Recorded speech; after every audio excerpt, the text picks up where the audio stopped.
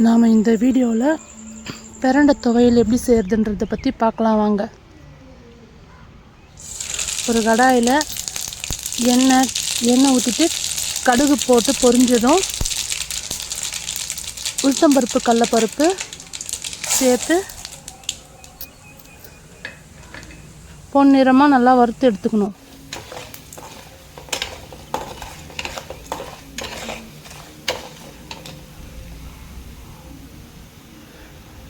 அப்புறமா பூண்டெல்லாம் நம்மளுக்கு தேவையான அளவுக்கு பூண்டு எடுத்து சேர்த்துக்கணும்.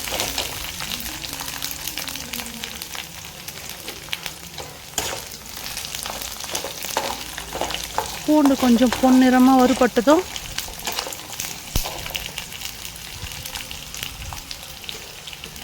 இஞ்சி கொஞ்சம் சேர்த்துக்கணும்.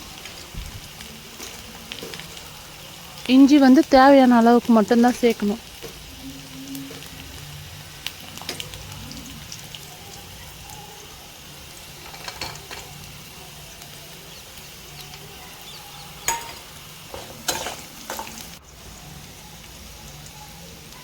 காரம் தேவைக்கு ஏற்ற மாதிரி வரமிளகாய் சேர்த்துக்கணும்.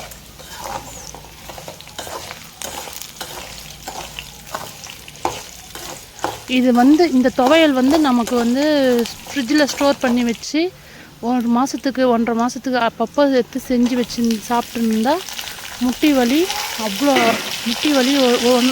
45 நாளில் சரியாயிடும். ஓரளவுக்கு குணமாகும். இளம் பிரண்டையாக எடுத்து க்ளீன் பண்ணி மிளகாலாம் சேர்த்ததுக்கப்புறம் நல்லா வறுபட்டதுக்கப்புறம் அதை எடுத்து நல்லா சேர்த்து வதக்கணும். கருவேப்பிலை ஆப்ஷனல் தான். கருவேப்பிலை போட்டுக்கலாம், கொத்தமல்லி, புதினா அது மாதிரி கூட போட்டுக்கலாம் இருக்கும்போது.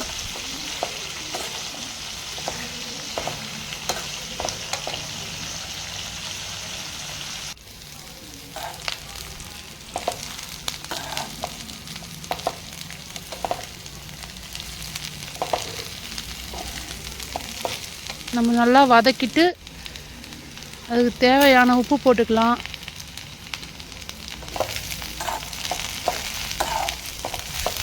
கொஞ்சம் புளியும் சேர்த்துக்கணும்.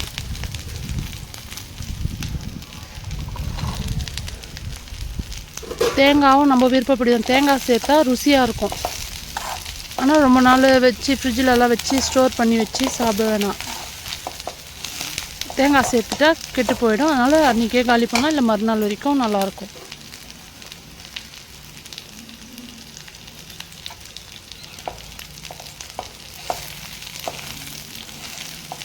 புளி இதுக்கு கம்மியாக தான் சேர்க்கணும்.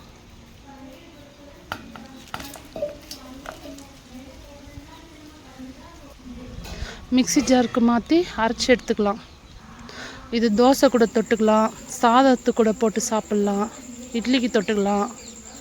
ஆக மொத்தம் சாப்பிடும்போது அப்பப்போ 2 ஸ்பூன் சாப்பிட்டுனே இருந்தோம்னா நிறைய கால்சியம் சத்து இருக்குது, நார்ச்சத்து இருக்குது. ரொம்ப ரொம்ப உடம்புக்கு நல்லது.